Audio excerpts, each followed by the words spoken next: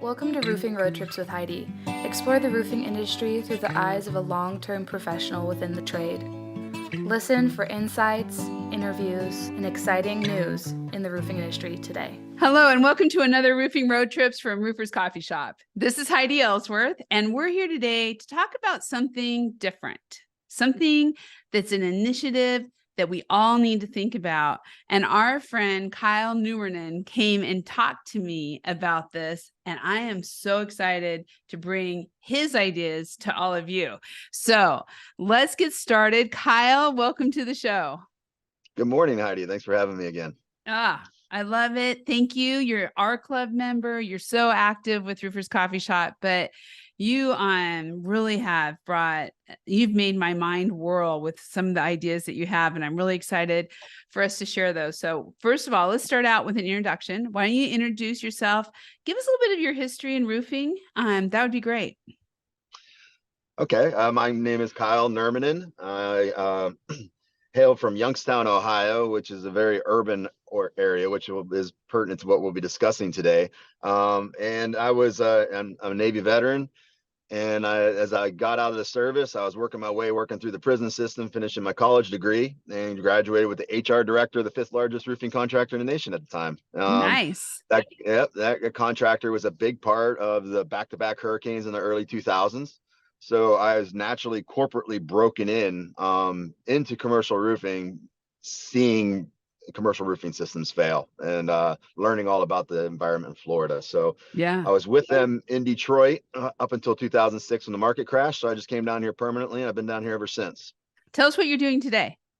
Well, right. So that's right. Yep. I ended up back here on the East Coast of Florida, where I initially came down to. After jumping around the state a little bit, I'm now with on a metal roof focus, commercial metal roof retrofitting, because found Dynamic Metals has a patented retrofit system, which after 20 years here was the best system I've ever seen in the market. So I wanted to go represent it full time. So I'm with Total Roofing Systems, their sister company, and that's my clear line of focus is commercial metal panel retrofitting. Man, I love it. I love it. You are so involved with the metal coffee shop too. Thank you for everything. You give us such great content and ideas and thoughts. And we love having Total Roofing and Dynamic involved with us. But I really am excited for you to share your inspiration for inner cities and to help the roofing industry and all industries. So please share your journey and kind of start sharing that idea with us. Well, it started in Tampa Bay when I was over there, and we were having a lot of the conversation we had at the expo recently about how do we fuel the generation of our businesses. So there was a construction summit between technical schools and employers in the construction industry at the time. That led to me in a leadership strategic doing seminar and top out cascading to actually me discovering maker spaces around the Tampa Bay area and actually mapping those resources as a resource for employers and technical schools to tap into the intellectual property in our most deprived neighborhoods. And you can promote events and bring kids out of these less fortunate areas. I mean, because you can't tell me that a young adult or a child in an urban area has no less capability than the one in the better off suburbs. They just lack the opportunity. And that's what we're missing. We're missing it in our own neighborhood. So how do we tap into that? After mapping that entrepreneurial space, business development, advanced engineering design for people that were making trinkets in these maker spaces, which we'll get into more about what those are. We're realizing these kids are working with their hands, and they're learning technical skills, and they're learning business skills, and they're learning how to market and run a business model and all this stuff. And it has nowhere to go because they have nowhere to have a collaborative manufacturing, to set up an assembly line. Like, have you ever watched Shark Tank, Heidi? Yes, I have. Okay. So you see that, so somebody goes on Shark Tank. How many times have you heard them say, well, you got a good idea, but you're asking me to do everything? Right. Okay. Right. Yes. The only people that are making something are the ones that outsource their labor overseas. Okay. And they can do a scalable model that way. Or you see these families turn their entire house and their garage into like a soap factory, right? Yeah. It smells good, but it takes up a lot of your space. Yeah. Well, these kids in these urban areas are going through engineering programs and learning all this stuff, or they're going to maker spaces and learning all this stuff, but they have nowhere to set that up. They don't have that home. They don't have that means to outsource their labor. So the whole model for the entrepreneurial space was missing a collaborative manufacturing space. Yeah. And as a roofing industry, this is something we can all dive into. There's available neglected space all throughout our urban areas. The roofing industry is so entrenched into those investors and those building owners and revitalizing those buildings and on the roof side system and all that. They have the contacts, we have the network. Right. They just haven't had much success getting through government to get these, these buildings donated because they have all other plans they want to do with it and so on and so forth. So Yeah. And you had mentioned that, I yeah. mean, fire stations, schools, I mean, there's so Oh many yeah. different buildings that could be Yes. used to help with these maker spaces or this collaborative manufacturing with the inner city. Absolutely. Absolutely. And Mr. Employer, Mr. Educator can go out there and put on like a little Saturday morning challenge, bring out a little hot dog stand, a pop-up bounce studio for the kids to bounce around, make a neighborhood event out of it, put Yeah. 2 little doghouse kits together with all the tools and all the instructions and materials you need to build this doghouse. So you got an hour to make this doghouse go. And then watch that person like, I love it. And it could be the worst doghouse ever, but enjoy doing it. And it is, if I'm a framing company or a finishing company, I could say, look, did you like doing that? Well, we're going to send you through this school. It'll be part of your employment. You come work for me. And yeah, it's a win-win for everyone. The model of this type of a center, it includes a training space, like a maker space where you teach people how to use the equipment. You also have a sound studio where you learn every other aspect of a business development and graphic design and video broadcasting, the stuff, podcasting, it all supports the people who contribute to it and the people who are building in it, and the profits from what are being made while they're in there creating that scalable model go in to fund it. I love it. So I love it. It's viable. Well, you put together a video that kind of explains this, which I think is really good. So let's watch that video right now, and then we're going to come back to it and answer some more questions after that video. So here you go. Sounds good. Let's do it. SeedRegion1.com was initially designed to support current economic development practices throughout the Tampa Bay region. However, as it began to develop, we began to question the concept of economic development altogether. The original concept was to pool the talent from around the region in hopes to attract large corporations to relocate their businesses here. In the meantime, existing infrastructure remains in place that is no longer being utilized. It is consuming taxpayers' dollars to maintain, and it draws no additional tax revenue to support it. However, if we offer tax breaks and utility discounts to outside corporations, we might entice them to rid us of that nuisance, while updating our infrastructure and creating jobs at the same time. But this is what really ends up happening. The upper echelons of this large corporation will likely come from elsewhere, and this is where the bulk of the money will remain. Most of the jobs created to support our community will be at the lowest wage levels. By advancing a few of our residents to mid-level management, they will hope to demonstrate the financial impact they are allegedly making within this community.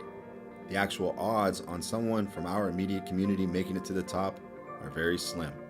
It may turn out well for a few, but not enough to make an overall impact on our immediate economy. In reality, most of the revenue generated by this company winds up being invested from whence it came, elsewhere. But what if? What if our EDC investors took those dollars lost to maintenance, tax incentives, and utility discounts and invested them into revitalizing our existing infrastructure instead? By turning these facilities into maker spaces and collaborative manufacturing facilities, we could create a talent pool for our own educators and existing businesses. Simultaneously, we would produce a breeding ground for entrepreneurialism and begin building our own businesses from the ground up, not just one, but many. From the ground level, we would create skilled laborers and offer them the experience necessary to move up in management with their own or other regional companies. An entirely new pool of talent that can now afford a higher education. Once degrees are obtained, managers may advance to the upper echelons of their original business or others in the region, while our schools are supplied with readily available individuals interested in pursuing an advanced degree or becoming a professor themselves. Now here's the greatest part. All of this money, all of this potential was grown from the seeds of our own community. And here it shall remain, growing new seeds and developing exponential growth of our economy. This video production was created by Kenny DeStefano of DeStefano Productions. Kyle, That is an amazing video. That was your voice. You did the voiceover on that. Yeah, yes, I did. Yeah. I just say I got a little radio voice. Yeah, you do. You do. I'm going to have to watch out for you on podcasting. I think that explains it so well. But I think one of the things that I really want to dive in a little bit deeper for everybody out there so they really understand is maker spaces. I don't know if everybody knows what that is, or that it's really everywhere. And maybe people do, maybe they don't. But what are maker spaces? So maker spaces are any type of an urban or not even urban, doesn't have to be urban. Most of them are, but available spaces that are converted to serve some type of a purpose to the community. So say I have a wood shop in my backyard. Some of these people have full garages and wood shops, and on the weekends they open it to the public, or anybody who wants to come in and learn how to use the machinery or create something. When I first moved over to Tampa Bay area, I had a piece of furniture. I refurbished furniture.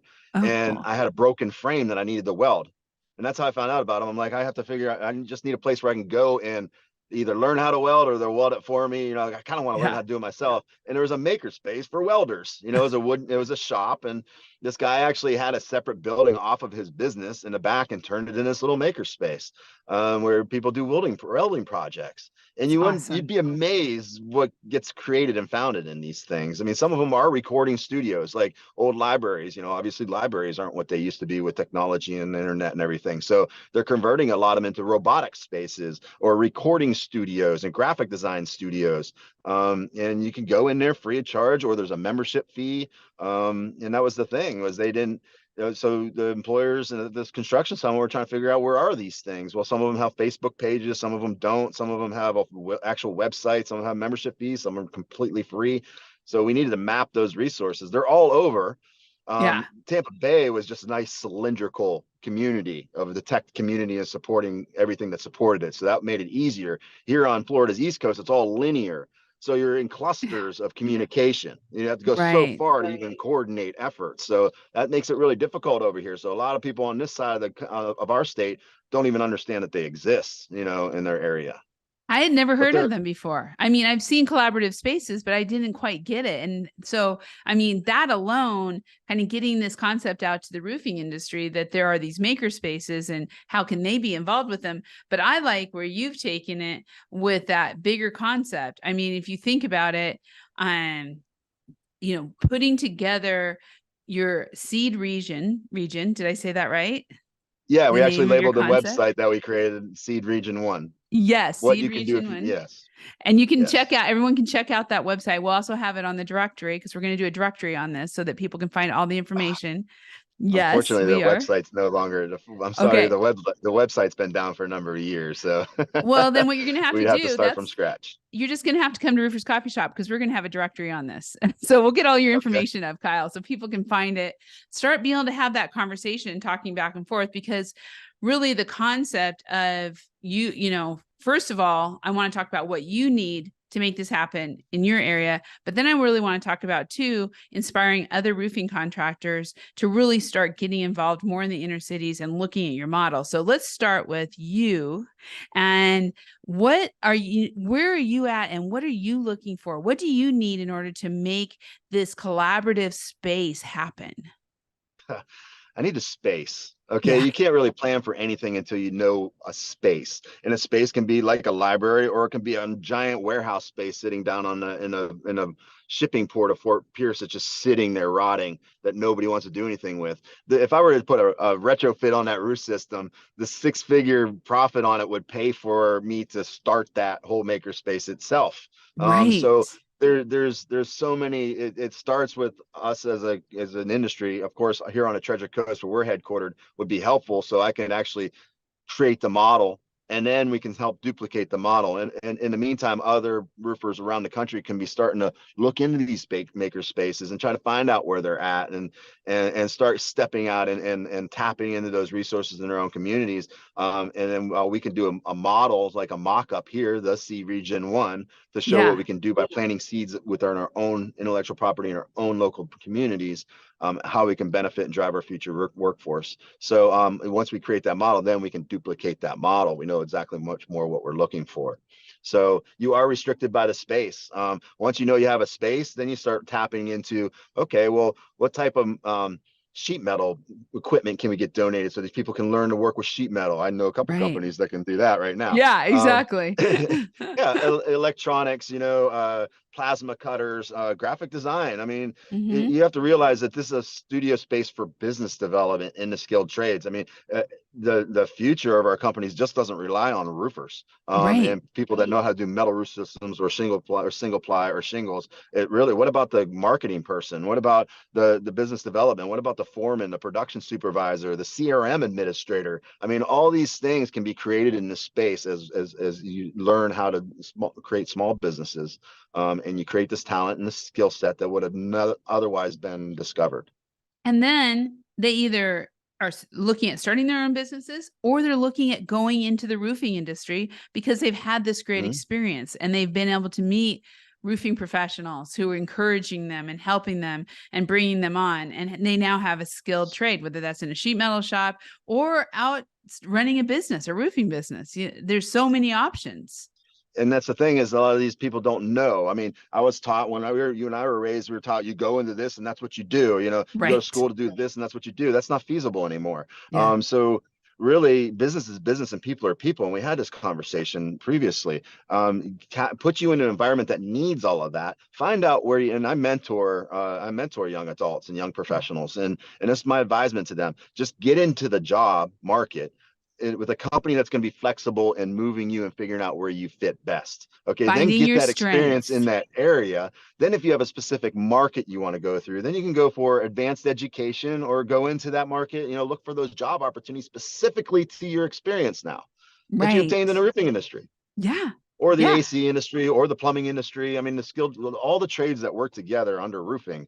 We have a huge network of everybody that could dive into this. And like I said, the marketing, these kids are going to need something to work and practice on their marketing and stuff. They're going to market on the people that are contributing to it. Yeah. So Yeah. it all pays for itself. Yes. I love this. I think it's something, and I like how you're breaking it down into really bite-sized pieces, right? So first job for everybody listening to this, look for maker spaces, look for them, get involved, collaborative spaces, see how that can work with your company and kind of get some ideas. Step 2, look for buildings that maybe can be retrofitted into collaborative spaces to start making kind of a maker space, but a bigger, I like how you say a collaborative manufacturing facility where people can come together.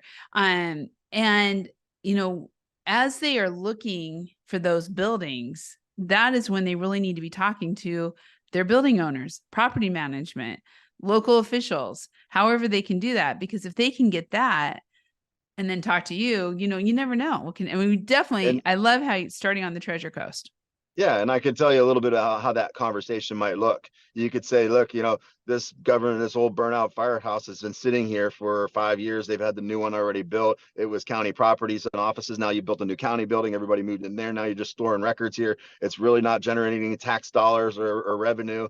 How about if you move all these files out of here, put them in your new building, put them elsewhere, and let us move in. Give me six months to kind of raise and support, get the furniture in, retrofit it to what I need to do. Then give me a year on that pipeline to show a scalable model. So at the end of the 18 months to 24 months, we can start talking about, hey, are we at a point? The goal would be that we could at least pay the taxes and pay the utilities at that time. And then in the following years to come, let's look at, hey, can we potentially buy this property or lease this property? Or now that we build it up, or are you going to sell it out from under us and we'll find someplace else? That's okay. We got to prove our model, and now we're at a better point where we can take it someplace else and do the same thing. So that's the point of the incremental conversation that you should be having in your communities when you find these opportunities, whether they're private or government owned. Yeah. And you talk a lot about also being engaged in that community, because once that community has a facility or a makerspace, collaborative manufacturing space in that community, it starts rising the community. So talk a little bit about that. Yes, Habitat Humanity approached me about this model over in Bradenton. There was a neglected neighborhood. took it through in the interview. Well, no, the kids were staying because there's nothing there for them. So that was the complaint, was an old neighborhood is falling apart, and younger generation was just leaving, going elsewhere for opportunities. He said, what can we do here? I said, well, there's this elementary school in the middle of it. And we set up the model, and we're saying, listen, from the law of retail is if it costs you $1 to make it and you can wholesale it for $2 and then you can retail it for $4, then it's a viable model for manufacturing. And so if you can get to those constraints, then you can make it in this space. So that the $1 to $2 over, that covers the overhead. So if I have 8 or 9 of those assembly lines, and every dollar that's being made, I'm making $1, I'm paying for the utilities, I'm paying for the property. From the $2 to $4, the markup in the profit while that business is in there is a nonprofit expenditure, and it goes into an account to revitalize the surrounding neighborhood. So there's a committee formed within the people in the neighborhood to say, hey, old Mr. Jones has been walking up on his porch and he's still making it. He's 85 years old, but his porch is going to fall on his head. Can't we just take his porch off and put a nice stairwell or a ramp to his front of his house? And then also in that neighborhood, there was a crime corner. It was an abandoned lot. There's no property on it. It was just overgrown, and it was dark. Can't we just clear the property and put a nice fence around it? Maybe put a street light on the corner? Like, how much would that cost? Yeah. And we would dip into this fund to do these little incremental things. And what happens, because I lived on the east side of Detroit, people start getting pride in their neighborhood, and they start looking out their windows now, and they start paying attention. You know what? The police notice this, and they start coming around. They start looking out for those people more. And all throughout Detroit, if there's nobody who cares, the cops don't care either. They'll sit right there in the dark along and just watch the crime happen. But if there's something to protect, now they have a purpose. Everybody just wants a purpose. Yeah. So then the crime doesn't want to deal with it. They just go someplace else. So we can revitalize this whole community around this makerspace. The problem with that one is I couldn't get that school rezoned to light industrial. That's what it would take. That's what it'd take. So it's sometimes it's going to be private.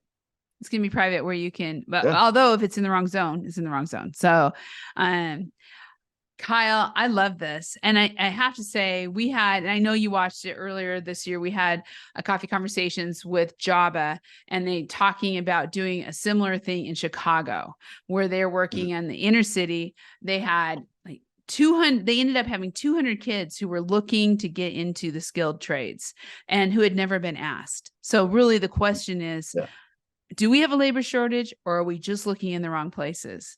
And this is what you're saying.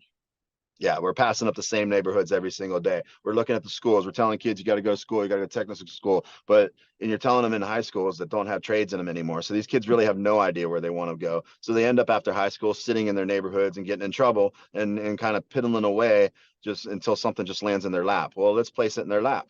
Yeah. Let's go to their neighborhoods and place it in their lap and put it right in smack dab in the middle of their neighborhood and say, and then also raise the support of the community and their parents and their grandparents that we're going to start contributing to this revitalization of the community. Yeah. We're going to build the place, because where else, the way things are going, I know down here in Southeast Florida, the people that work for us can't afford to live here. So we can revitalize our own neighborhoods affordably for our own future workforces to live, rather than worrying about remodeling the hotel downtown or putting millions of dollars into a river walk for more tourists. Let's take care of our own.